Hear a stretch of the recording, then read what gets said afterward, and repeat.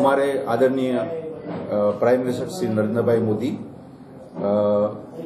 19 जनवरी को दादर नगर हवेली में दौरा है।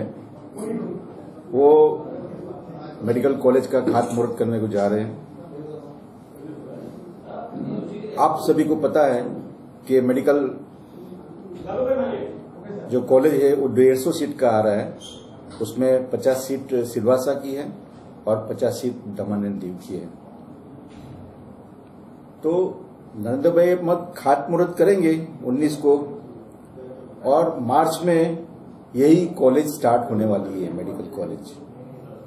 तो ये एक हमारे लिए एक बहुत बड़ा तोहफा है दमन दीव और दादर नगर हवेली के लिए कि जिस दिन ये 2019 में खातमुहूर्त कर रहे हैं और 2019 में ये मेडिकल कॉलेज भी चालू हो रहा है। तो ये मेडिकल कॉलेज के और भी हमारे दमन दीव में जो कुछ प्रफुल्ल भाई पटेल हमारा जो एडमिनिस्ट्रेटर, उसी ने इतना सारा डेवलपमेंट किया है और इतना सारा प्रोजेक्ट भी खड़ा किया है, जैसे एजुकेशन हब दीव के अंदर। तो 200 करोड़ से ऊपर लागत से बना हुआ इतना अच्छा ये है एजुकेशन हब है। उसमें सोच रहे हैं कि कोई फॉरेन यूनिवर्सिटी आवे और सारी फैकल्टीज इसमें करे। दूसरा हमारे पास है सारे आंगनवाड़ी बालवाड़ी से लेके जो एजुकेशन में सुधार आया है, बहुत सारी स्कूलें बनी हैं। और एलएन क्लास अभी जो प्रफुल्ल भाई चला रहा है, वो एलएन क्लास से ये जो अभी मेडिकल कॉलेज आने वाली है, उसमें जो नीट की एग्जाम है उसमें सारे बच्चे लोग पास हो जाएंगे। ये बच्चे लोग का कॉन्फिडेंस की मैं बात कर रहा हूँ। मैं बच्चे लोग को भी मिला हूँ, बच्चे के फादर मदर को भी मिला हूँ। वो लोग बोलते हैं कि हमारा बच्चे में कॉन्फिडेंस आ गया एलएन क्लासेस से कि हमारे बच्चे एनआईटी या यूपीएससी कोई भी परीक्षा जो है वो पास कर सकते हैं। तो ज्यादा से ज्यादा बच्चे लोग को मेडिकल में लाभ मिलेगा। हमारे समझो कि दमन दीव के अंदर 50 डॉक्टर बनेंगे, एक गर्व की बात है। और ढेर सारा जो ये हमारा डेवलपमेंट का जो जितने भी काम अभी पूरा हुआ है, उसका इनॉग्रेशन भी नरेंद्र भाई करके जाएंगे। तो हम लोग एक अपील कर रहे हैं लोगों को कि इतनी सारी जो सुविधाएं हमको मिल रही है, इतना सारा फंड मिल रहा है, भारतीय जनता पार्टी और ये हमारे जो आदरणीय प्राइम मिनिस्टर है, अभी अभी 2 फैसला उन्होंने लिया। एक 10% आरक्षण सवर्ण को दिया और 40 लाख से नीचे जो बिजनेस कर रहे हैं, जो एंटरप्रेन्योर है, जो छोटे उद्योग वाले हैं, उसको जीएसटी से दायरे से बाहर निकाला, मतलब माफ किया। तो ये बहुत बड़ा डिसीजन लेकर नरेंद्र भाई हमारे टेरिटरी में आ रहे हैं। तो ये हमारा सौभाग्य है कि इतना दादर नगर दमन दीव कितना छोटा टेरिटरी है, इसमें अगर नरेंद्र भाई आ रहा है तो सभी दमनवासियों को और दीववासियों को मैं रिक्वेस्ट करता हूं कि ज्यादा से ज्यादा बड़ी संख्या में एक घर से लोग आए। और सिलवासा में जो 12 बजे आ रहा है, तो 10 बजे से यहाँ से सब बसें वगैरह सब जा रही है। अगर आप भी अरेंजमेंट करके आ जाइए, ऐसी मैं अपील करता हूँ। आभार, thank you. Daman Diu Pradesh Bharatiya Janata party की ओर से आज की इस प्रेस कॉन्फ्रेंस में मैं सभी पत्रकार मित्रों का हार्दिक स्वागत करता हूं। दुनिया की सबसे बड़ी धार्मिक सांस्कृतिक मानव सभागम, यानी हम कह सकते हैं कि कुंभ के आरंभ के ऊपर सबसे पहले मैं हमारी पार्टी की ओर से आप सभी को शुभकामना देता हूं। आज उत्तरायण भी है, तो मैं आपको मकर संक्रांति उत्तरायण की भी आपको शुभकामनाएं, पोंगल की भी शुभकामना देता हूं। दोस्तों, आज जो एक प्रेस वार्ता है वो हमारे प्रदेश के अध्यक्ष माननीय श्री गोपाल भाई टंडेल जी एवं हमारे लोकनाड़ी सांसद श्री लालू भाई पटेल जी ने खासकर इसलिए बुलाई है कि 19 जनवरी को साइली में, सिलवासा में हमारे सबके परमादरणीय यशस्वी भारत देश के प्रधानमंत्री श्री नरेंद्र भाई मोदी जी का आगमन सिलवासा में दूसरी बार होने जा रहा है। आपने देखा होगा कि दमन में दीव में तथा सिलवासा में पहले भी हमारे प्रधानमंत्री जी का दौरा हो चुका है और इस 19 तारीख को जो आज उनका आगमन हो रहा है वो एक विशेष कार्य से होने जा रहा है और वो विशेष कार्य है हमारी दमन, दीव, दादरा नगर हवेली तथा गुजरात एवं महाराष्ट्र एवं केंद्र के लिए सबसे बड़ा तोहफा जो आज तक हम सिर्फ स्वप्न के रूप में मानते थे। कई सारी सरकारों के सामने, कई सारे प्रशासकों के सामने, हमारे कई सारे प्रधानमंत्रियों के सामने ये चुने हुए प्रतिनिधि, पॉलिटिकल पार्टी के रिप्रेजेंटेटिव बार बार इस मांग को उठाते, लेकिन आज भारतीय जनता पार्टी को इस बात का गर्व है कि 2014 में जब से भारतीय जनता पार्टी की सरकार बनी और उसका नेतृत्व प्रधानमंत्री के तौर पर नरेंद्र भाई मोदी जी ने किया, तब से लेकर एक आस दमन दीव दादरा नगर हवेली की जनता को बंधी थी और उसके बाद 2 साल पूर्व जब दमन दीव एवं दादरा नगर हवेली के प्रशासक के तौर पर माननीय प्रफुल्ल भाई पटेल जी की नियुक्ति हुई, तब से लेकर आपने देखा होगा कि कितनी भी हमारी डिमांडें केंद्र सरकार के पास पड़ी थी, जो हमने पिछले कई सालों से हमने आवाज उठा के रखी थी, आज उन सभी चीजों का निदान आने लगा है और दमन दीव और दादरा नगर हवेली को संयुक्त रूप से मेडिकल कॉलेज का उपहार उन्होंने, जब मोदी जी यहाँ पर आए थे, जब दमन में उनका दौरा था, तभी उन्होंने कहा था कि हम मेडिकल कॉलेज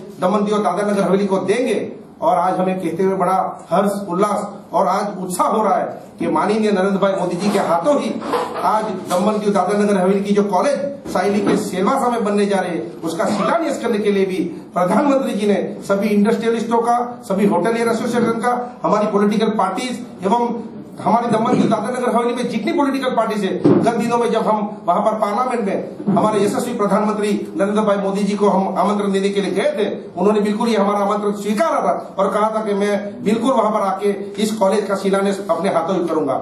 देखिए, प्रधानमंत्री जी जो कहते हैं वो करते हैं और करके दिखाते हैं, इसका जीता जागता का नमूना हम, ये जीता जागता उदाहरण हम कॉलेज के शिलान्यास के ऊपर देख सकते हैं। उसके साथ साथ कई सारे महत्वपूर्ण प्रोजेक्ट है जिसका वो उद्घाटन भी करने वाले हैं।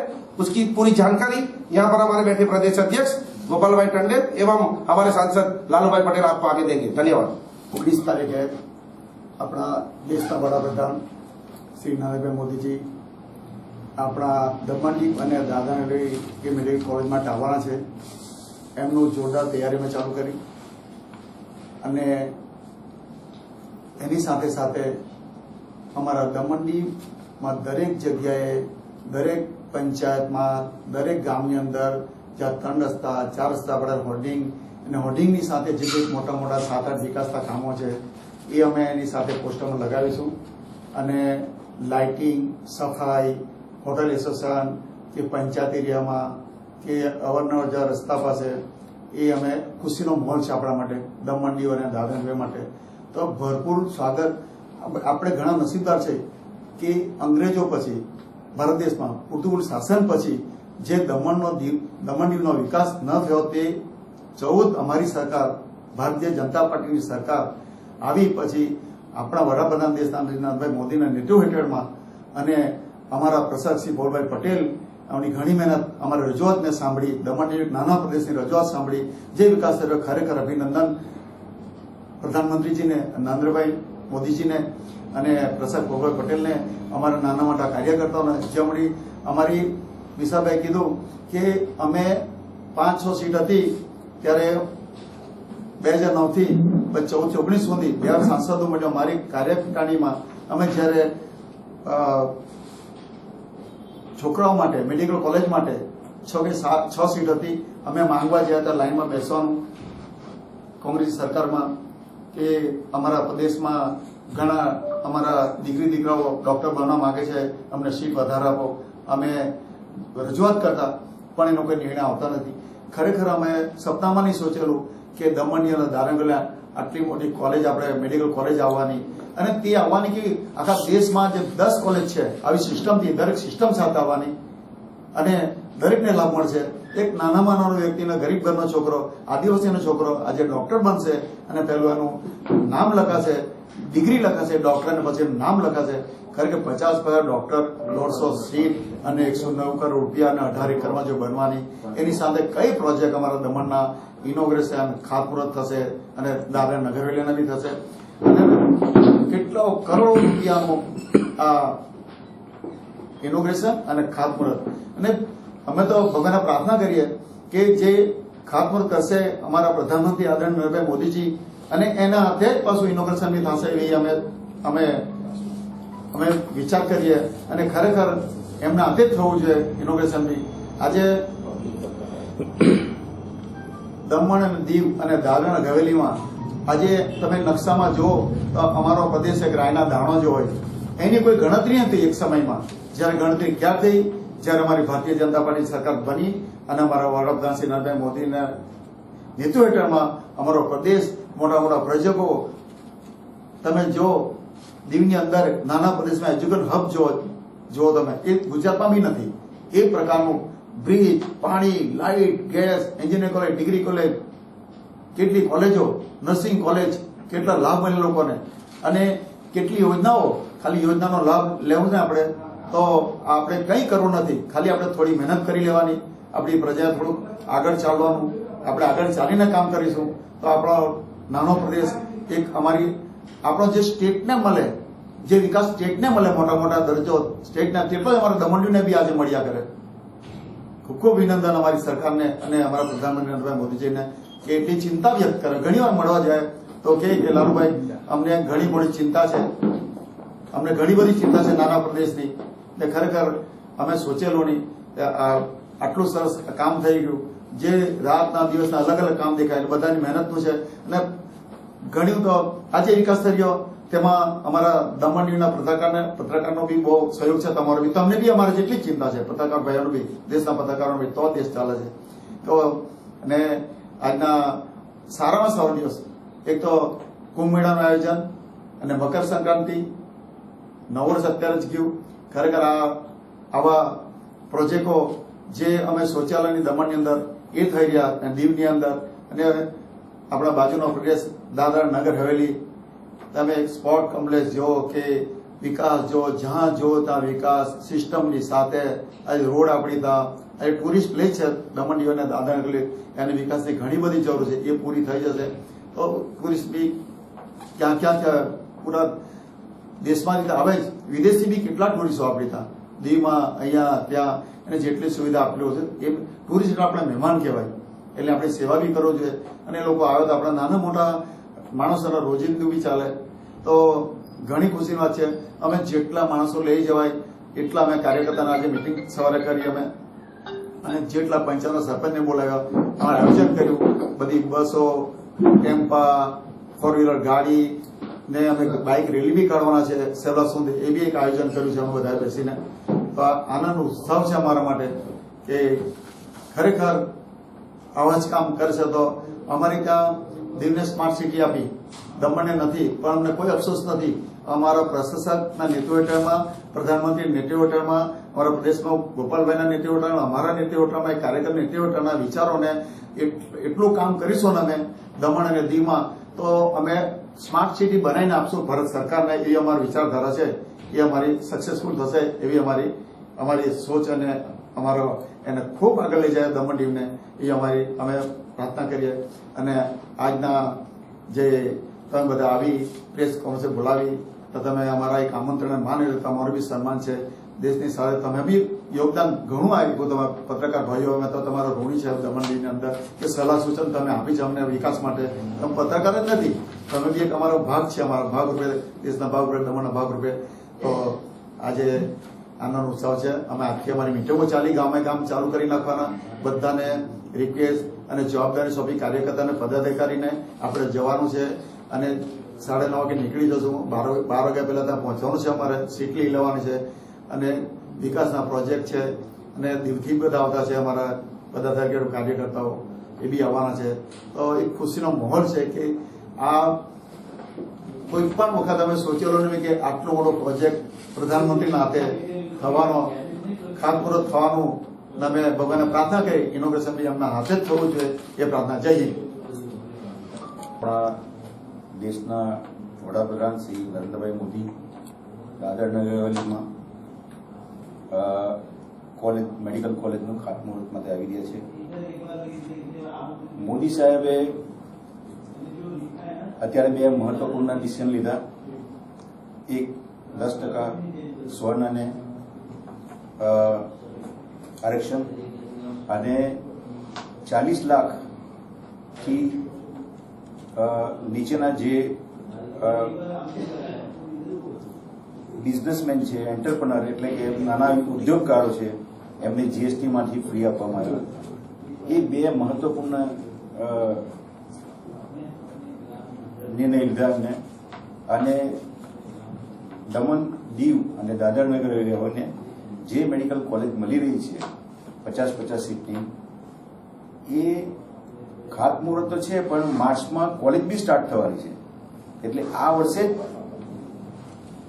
50 સીટ દમણ દીવને મળે મેડિકલ કોલેજની, આપણે મેડિકલ સીટ મળે, એ દમણ માટે તો એકદમ આપણે કલ્પના નહીં કરી શકીએ એવા દિવસો આપણા માટે આવી ગયા છે.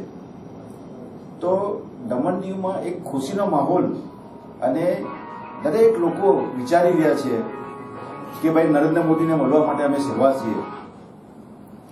એવામાં ભારતીય જનતા પાર્ટી દરેક કાઉન્સિલરોને, દરેક સરપંચોને કે દરેક ગામડે ગામડે જઈને મીટિંગ કરવા માટે અત્યારે અમે પ્લાનિંગ કર્યું છે. અમારી મીટિંગ 15 આજથી શરૂ છે. કેટલાક વોર્ડના કાઉન્સિલરમાં અમે મીટિંગ કરવાના છે, કેટલી પંચાયતોમાં મીટિંગ કરવાના છે. અને આના માટે અમે આખી ટીમ તૈયાર કરી છે ભારતીય જનતા પાર્ટી. અને 2 દિવસ 15, 16 અને 17 અમારી એટલી બધી આખી રાત દિવસો મીટિંગ હશે કે અમે લોકોને એક જાણ કરવા માંગીએ છીએ કે આ દમણની જે સીટ છે અને દીવની સમજો કે 50 સીટ છે, એમાં કોઈના બાળકો લાગશે એ તો નહીં, પણ આપણને મળી રહી છે આ વર્ષે જ.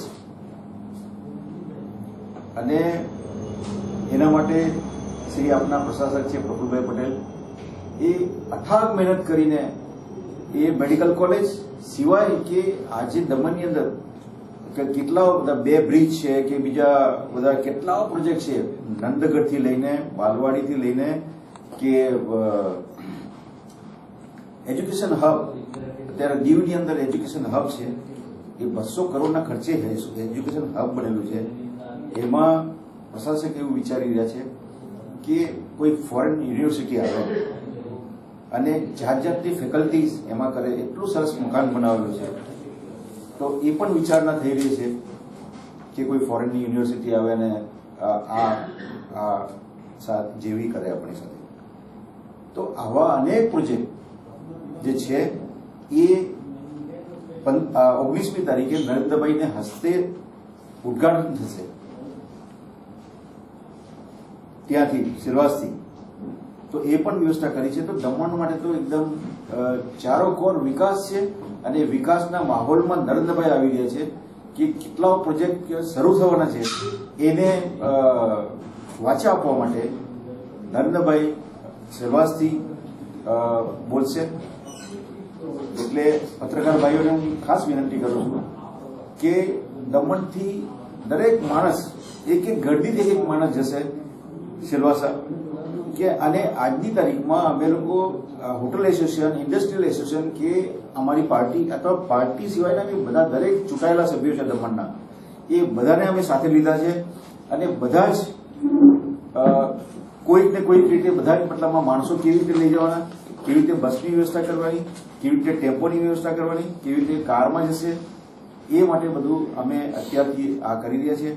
તો પત્રકારને ભાઈઓને અમારી વિનંતી કે વધુમાં વધુ લોકોને જાણ કરે અને अमने साथ में सहकार में आभार. Thank you. जैसा कि आप सबको मालूम है 19 जनवरी को हमारे आदरणीय प्रधानमंत्री सिलवासा आ रहे, वहां मेडिकल कॉलेज का भूमि पूजन है. लेकिन उसके साथ में संघ प्रदेश दमन और दीव के भी 13 से 14 ऐसे जो विकास के कार्य जो संपन्न होने को आए, उसका लोकार्पण भी है. उसमें मुख्य रूप से जैसा कि जरी कच्चीगाम कोजवे है, सीवरेज ट्रीटमेंट प्लांट जो दमन में के इतिहास में ऐसा पहला प्लान बना हुआ है कि जो वाटर को ट्रीटमेंट करके उसको समंदर में छोड़ा जाएगा. तो प्रदूषण के हिसाब से भी बहुत अति महत्वपूर्ण ये प्रोजेक्ट है. फिर जैसा कि एक सुरक्षा दीवार है समुद्र किनारे पर बनी हुई है, उसका भी लोकार्पण होगा. फिर अगर मजदूरों का और गरीबों की बात करें तो 2 ऐसे प्रोजेक्ट का लोकार्पण होने वाला है, जैसा कि प्रधानमंत्री आवास योजना जो गरीब लोगों के लिए बनाया गया है, उसका प्रधानमंत्री जी लोकार्पण करेंगे। और एक रिंगनवाड़ा में श्रमिक आवास योजना का भी लोकार्पण होने वाला है। ये बहुत बड़ा प्रोजेक्ट है, ऐसा कभी नहीं हुआ। तो ये दमन दीव के इतिहास के अंदर में ऐसे ऐसे कामों का लोकार्पण होने वाला है जो प्रधानमंत्री जी के कर कमलों द्वारा, जो अपने आप में भी एक इतिहास है। और कई दूसरे विकास के कार्य दमन में है, हेल्थ सेंटर कई है, जैसा कि हमारे अग्रणियों ने बताया कि एजुकेशन हब है। तो और भी कई कार्यक्रमों का लोकार्पण आदरणीय प्रधानमंत्री जी के हाथों होने वाला है। हम दमन दीव की जनता को भी हम यहाँ अपील करते हैं कि ज्यादा से ज्यादा लोग आप उस कार्यक्रम में आइए।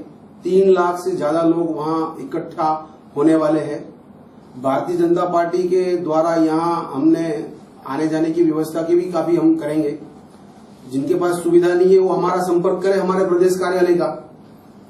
हमारे कार्यकर्ता सारे सक्रिय हैं। हम लोग आज से ही मीटिंगों का दौर शुरू कर रहे हैं। सारे वार्ड में, सारी ग्राम पंचायतों में लोगों को हम आमंत्रित करेंगे। हमारे माननीय सांसद श्री, प्रदेश अध्यक्ष श्री खुद सारे बैठकों में जाने वाले हैं और लोगों को आमंत्रित करेंगे कि आप उस कार्यक्रम को सफल बनाएं। तो और मैं मीडिया के कर्मियों का भी आज की इस प्रेस ब्रीफिंग में आने के लिए खूब खूब धन्यवाद करता हूं। खूब खूब आप लोगों का खूब खूब आभार, धन्यवाद। અમારા સમાચારો તમને પસંદ આવ્યા હોય અને સંતોષકારક જણાય તો અમારી ચેનલને સબસ્ક્રાઇબ કરો, સાથે સાથે લાઇક અને શેર પણ કરો। जनमंच न्यूज चैनल तथा राष्ट्रीय અને સ્થાનિક ગુજરાતી, હિન્દી, અંગ્રેજી અખબારોમાં જાહેરાતો આપવા માટે સંપર્ક કરો નીરવ ભટ્ટ, મોબાઈલ નંબર 9228105414। ઓફિસનું સરનામું shop number 2, Benazir chamber, Kharivad main road, PWD પાણીની ટાંકીની સામે, નાની દમણ, દમણ।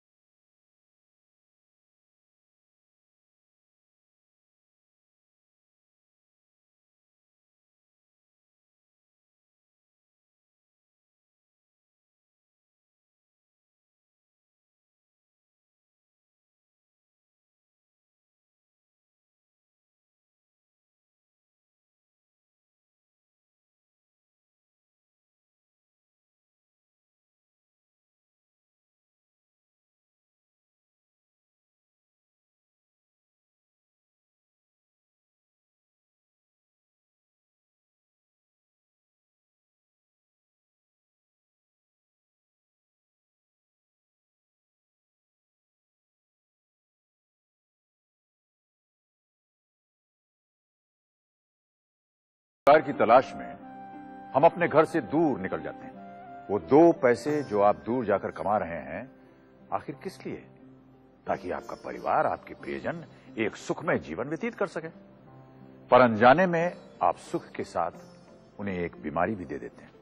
संयम बरतिए, सावधानी बरतिए और HIV एड्स से बचिए। आपके परिवार को आपके प्यार की जरूरत है। સાંભળો છો, દમણ શહેરમાં CNG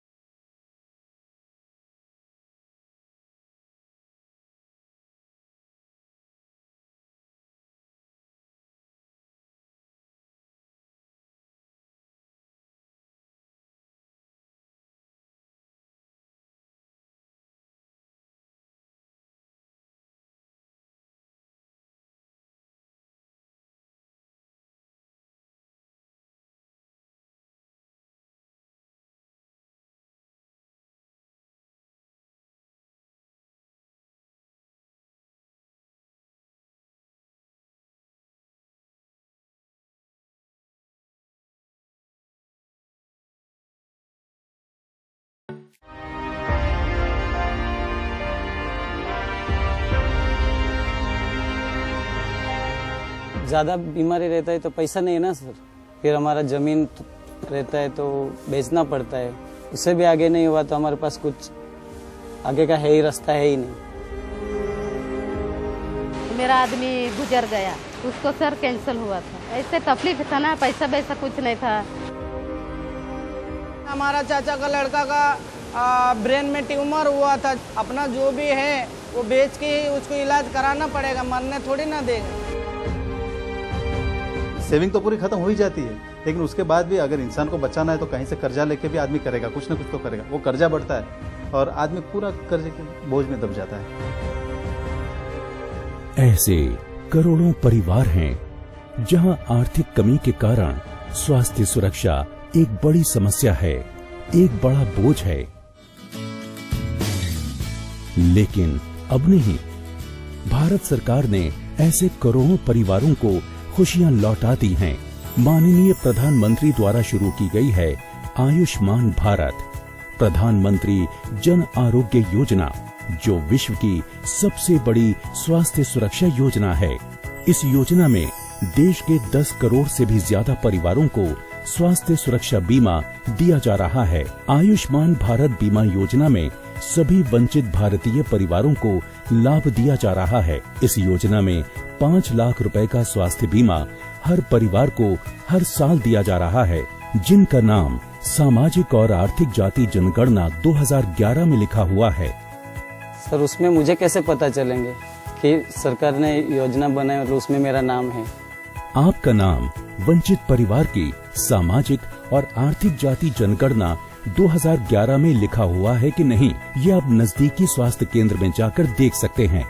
આયુષ્માન ભારત યોજના અંતર્ગત જે લોકોનો જે લાભાર્થીઓને આ યોજનાનો લાભ મળે છે એ સિવાય પણ જેની આવક મર્યાદા 1 લાખ કરતાં વધુ છે એવા સંઘ પ્રદેશના નાગરિકો માટે પણ આ યોજનામાં લાભ લઈ શકાશે। આશા રાખું છું કે આપ પણ આ યોજનાનો લાભ લેશો। સાથે સાથે આ યોજના અંતર્ગત તમામ લાભાર્થીઓને ઉત્તમ સ્વાસ્થ્યની મંગલ કામના કરી शुभकामनाओं आपू छू। दमन दीव एवं दादरा व नागर हवेली के दूसरे निवासी परिवार जिनकी सालाना आय 1 लाख रुपए से ज्यादा है, वो भी केवल 1700 रुपए प्लस टैक्स सालाना भरकर इस योजना से जुड़कर इसका लाभ उठा सकते हैं। मेरा परिवार तो बहुत लंबा चौड़ा है। यह योजना जो है, जो एक घर के किसी एक सदस्य को लेना है कि हर व्यक्ति को लेना है? इस योजना में 5 लाख का बीमा हर साल हर परिवार को मिलेगा, चाहे परिवार में कितने भी सदस्य हों और किसी भी आयु और लिंग के हों। साथ ही इस योजना का लाभ पूरे देश में पोर्टेबल है। आप योजना की सूची में लिखे किसी भी सरकारी या प्राइवेट अस्पताल में अपना इलाज करवा सकते हैं। आयुष्मान भारत बीमा योजना की सूची में दिए गए हॉस्पिटल्स की संख्या भी तेजी से बढ़ रही है। हमारे घर में तो पहले से ही लोग बीमार है, ये योजना का लाभ उसको भी मिलेगा। बिल्कुल, अगर परिवार के किसी सदस्य को पहले से भी कोई बीमारी हो तब भी पहले दिन से उसकी बीमारी पर बीमा लागू होगा। साथ ही आपको स्वास्थ्य की सभी सेवाएं कैशलेस दी जाएंगी, यानी आपको कोई पैसा नहीं देना होगा। इलाज के बाद अस्पताल का बिल सीधा बीमा कंपनी भरेगी। अस्पताल में भर्ती होने से पहले और अस्पताल छोड़ने के बाद के इलाज पर होने वाले खर्च भी बीमा में शामिल होंगे। प्रधानमंत्री नरेंद्र मोदी जी साहेब તેમજ પ્રશાસક પ્રફુલભાઈ પટેલ જે આ યોજના જે અમારા ગામડામાં આવી, જેમનેથી અમે સારી રીતે ઇલાજ કરી શકીએ છીએ બીમારીઓનો, તેથી એમનો ધન્યવાદ મેં હાથ જોડીને એમને આભાર વ્યક્ત કરીએ છીએ। हर देशवासी आयुष्मान भारत प्रधानमंत्री जन आरोग्य योजना से जुड़े, क्योंकि स्वास्थ्य की सुरक्षा आपके और आपके अपनों की है और साथ भारत सरकार का है। आयुष्मान भारत प्रधानमंत्री जन आरोग्य योजना का लाभ लेने के लिए 24 सितंबर को नजदीकी स्वास्थ्य केंद्र में पंजीकरण कराएं। अधिक जानकारी के लिए टोल फ्री नंबर 104 पर संपर्क करें।